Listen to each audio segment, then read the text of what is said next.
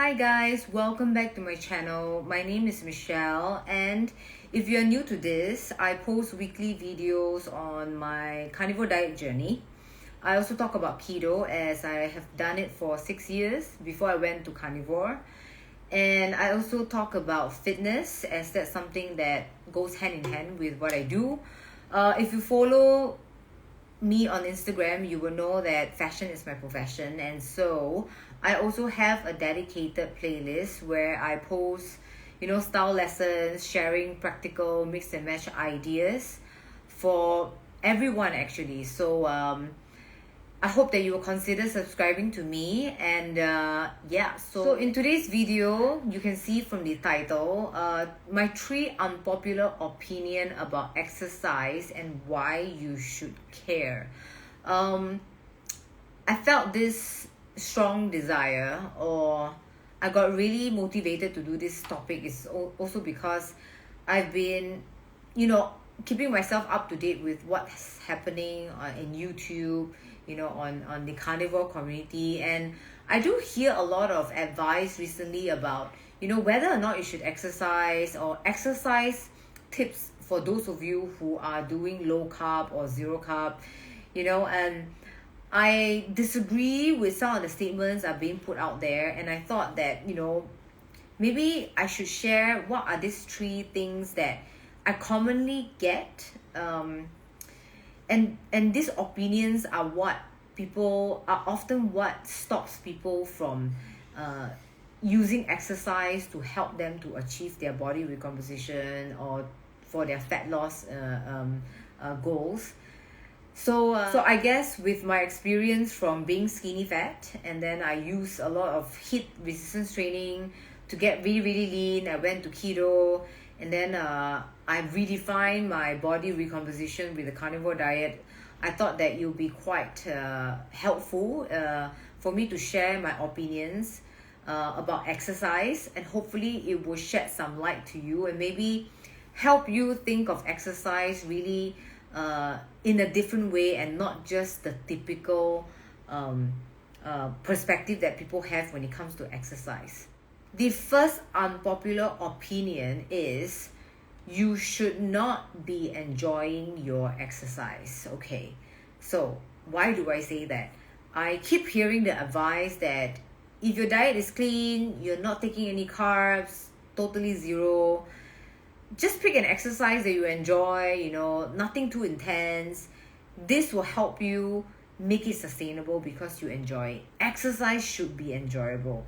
Now, I cringe when I hear that. It's also because I hear a lot of complaints, or I get a lot of DMs from people saying that how come I still don't get the body recomposition that I want? How come I still can't, get lean or not losing that fat?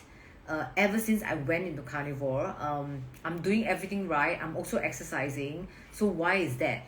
And often I find out it's because it's not just because they don't take their exercise seriously, but they kind of see their exercise as something that I need to move and that's it. Well, that is what exercise kind of means, but try to redefine what exercise should mean if your goal is body recomposition, or you're really trying to change your physical appearance. Is that exercise should not be enjoyable. This means you need to do something that would challenge your body, that would push you to the extent that your body have no choice but to adapt to that intensity. So when you put it in an uncomfortable state to adapt to an intensity, that is when you're going to see body recomposition. It could just be you're trying to grow more glutes, or maybe you really don't like how heavy your bottom body looks like. Maybe you need to build more muscles in order for the fats to be minimized. Higher lean mass, dropping the body fat. Redefining how the shape of your legs look like. Just taking one body part as an example. But in order for those things to change its physical appearance, you need to put it under a certain kind of intensity and pressure. So intensity means that you need to kind of really grit your teeth, and you'll be having a lot of colorful words in your mind as you're doing the exercise. And it's often, those kind of exercise that makes you feel like you can't do one more rep anymore.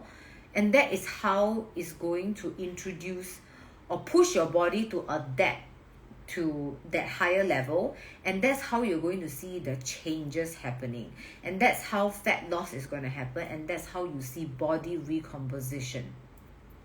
Do you notice that I don't say anything about weight loss? It's because I don't believe in the number on the scale. So you could be working out intensively and your diet is so clean, but the number on the scale might go up because you're building more muscle, because fat and muscle, its weight is different, and the size itself. So using the weighing scale number as a measurement to determine whether you have achieved your body recomposition, I think is really silly.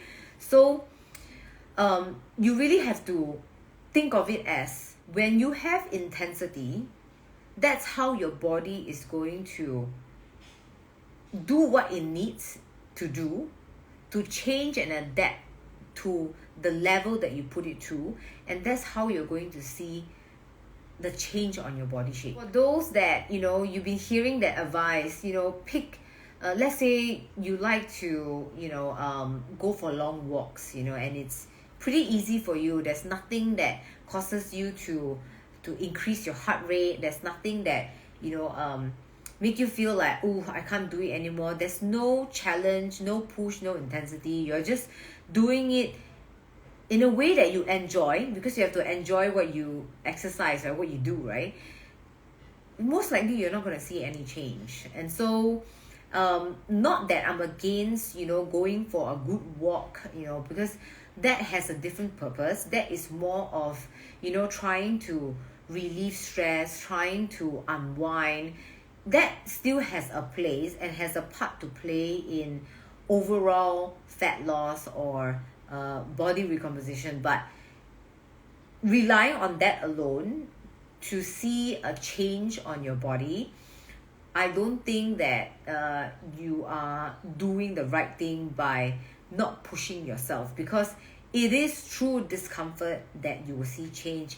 And this is applicable even to your mental state, your personal life. When you want to have growth, you are supposed to go through a certain kind of discomfort, right? So don't expect that the exercise that you do, your home exercise that you do, or you've been lifting that 2 kg weight for months and years, and you're like, but my body is not changing, I'm doing everything right.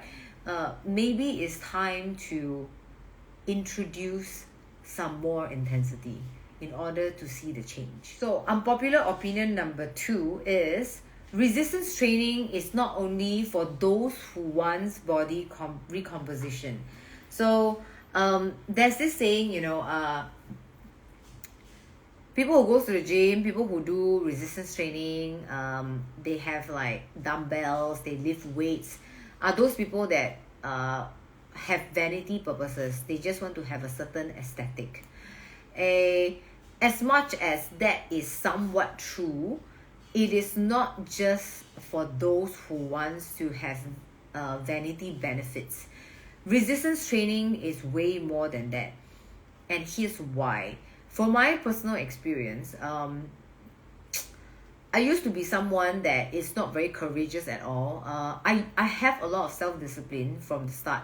That's one thing for sure. But I didn't feel very confident, and every time if I'm going through something that is difficult, I get consumed by my negative emotions. I will spiral. I'll get a lot of anxiety, and it becomes very difficult for me to try to accept that I'm going through something difficult, right?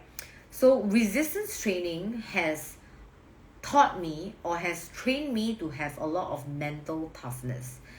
I'm a lot more resilient now because of lifting heavy at the gym. And here's why. One example is that deadlift is something that I really enjoy. I I don't see it as just physical, like I want to have really nice butt. That is an added bonus. But I realized that every time I do deadlift, every time when I look at the equipment itself and when I see the amount of weight, the how heavy the barbell, the plates are, it scares me. It always scares me. It always makes me think, am I going to be able to lift it up this time? Am I really going to be able to do it? Am I going to get injured, or like, am I going to embarrass myself? So there's always that talk in my head, right? But it is that willpower, that self-belief, like, I'm just going to still try it anyways. I'm still going to go through that difficulty and see if I can do what I need to do, right? And most of the time you will accomplish it. And most of the time, the more and more you practice, the more and more you do it, your body adapts to that new level, right? And because you keep challenging it, you keep making it go through a different level every time, it will only adapt and get stronger and stronger. And so for me, whenever I'm doing a deadlift, it kind of gives me this like psychological training that I can do hard things and overcome it. I hope this makes sense to you. It doesn't have to just be deadlift, of course. You can be someone that is a runner. You can run like miles and miles for long hours. That's like endurance training, right? But sometimes maybe you will want to challenge it by timing yourself. How fast can I sprint in 1 minute, and how long can I last? It's that kind of mental challenge of one more rep, I'm about to give up, I'm gonna throw up, like I can't do it anymore, but you still did it. It's that kind of training that indirectly makes you not just tough in the mind, your mindset on overcoming obstacles, dealing with challenges becomes a bit more stabilized. You'll be more welcoming. You will feel more confident in that way. It's a very indirect kind of training. It's really psychological, and I think that has helped me a lot when it comes to dealing with issues. And I don't get anxiety. I don't spiral out of control with my negative emotions. Whenever there's something difficult that is happening, I will have this thing in my head telling myself that this is a difficult time, but you will make it through. So I really put this back to resistance training that has taught me to think of it that way. And I guess it's also the sense of accomplishment, when you try to set yourself a challenging goal every time when you go for your resistance training. Like, for example, you used to only be able to do 10 burpees, and then the next week you're like, today is the day that I'm going to do 11 burpees. I'm going to do it even if I feel like I'm going to throw up. And you did it anyways. You feel that sense of accomplishment, which will release dopamine in you, which is like a feel-good chemical.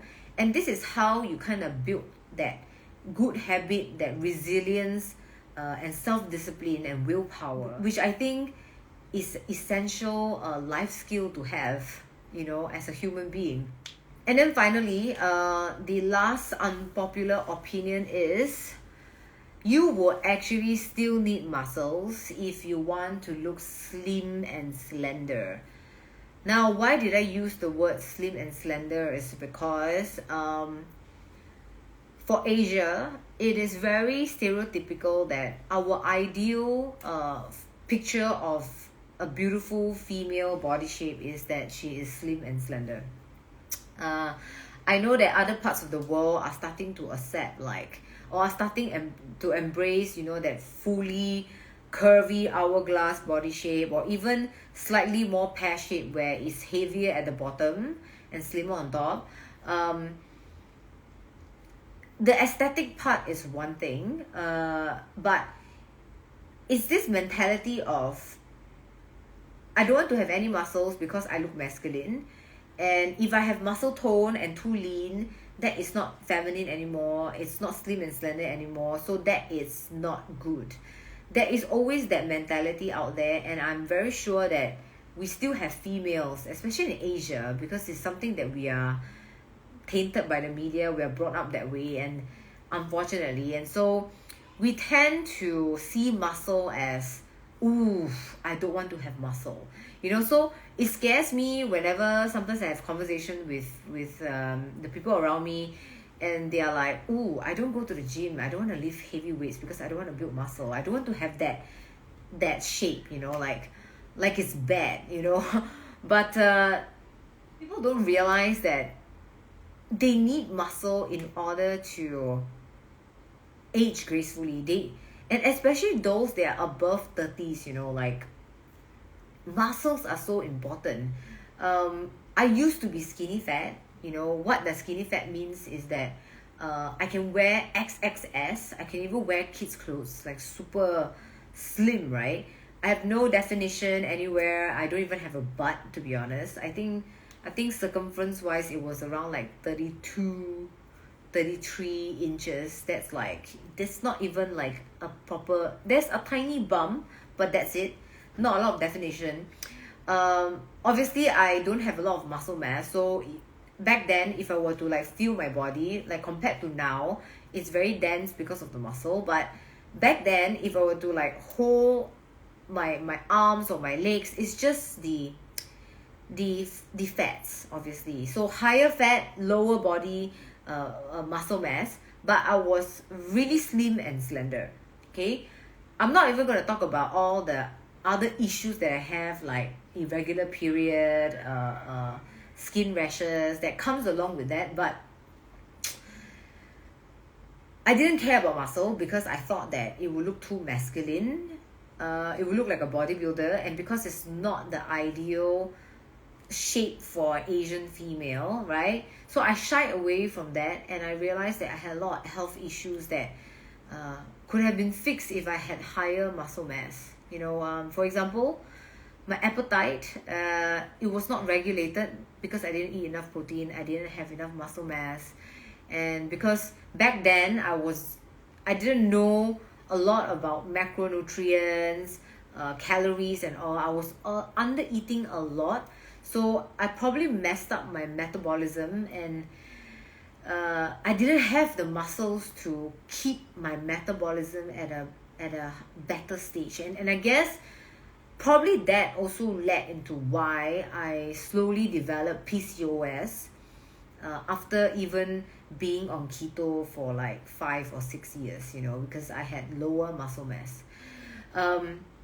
You need muscles. Even though you want to look slim and slender, you still need to have muscle. So try to move away from the idea that muscle is really just aesthetic and then there's no other benefits to it. There's actually a ton of benefit and critical, especially when you're aging. So muscles is known as the organ of longevity, as what Dr. Gabrielle Lyon talks about all the time. I'm still going to include all her articles, her website, her videos below, because that is what really changed my life in terms of feeling better, feeling fitter. That really changed things for me. And the studies out there already prove that people with lower muscle mass, they have higher mortality rate. Their ability to survive decrease because they are more prone to diseases and a lot of inflammation. Especially for female, I think we are more prone to insulin resistance. You have all those like sugar cravings during your menstrual cycle. You can eliminate that as a whole if you have more. I believe if you have more muscle mass, you have a better metabolic health, you are not insulin resistant, you would be able to avoid all these problems. Again, having a higher muscle mass would improve your energy, increase your metabolic health, and obviously you have a more balanced body composition, where you actually look healthy. And not to mention, mobility is one thing, because as we age, it becomes more and more difficult to build muscle. you tend to lose muscle if you don't eat enough protein and do enough resistance training. You would eventually lose muscle. Just look at, our grandparents, the older generation. As they grow older, they shrink in size. They lose their muscle. And the worst part is, the moment they fall and maybe break their hip, it's really game over. You can't fix it anymore. And so muscle will help you to maintain your health as you age. So I think if you have been shying away from muscle and not knowing what muscle can do, I think I really, really highly recommend that you do a little bit of reading and watch some videos and have a better understanding, because it can be too late when you reach a certain age. So yeah, these are the 3 unpopular opinion. I hope that this gives you some insight. You might not agree with me, and some of you might. I hope that you do. Let me know, what do you think. Let me know if you have an unpopular opinion. I'll be interested to know about that. Yeah, so thank you for watching all the way, and I will see you in the next video. Bye.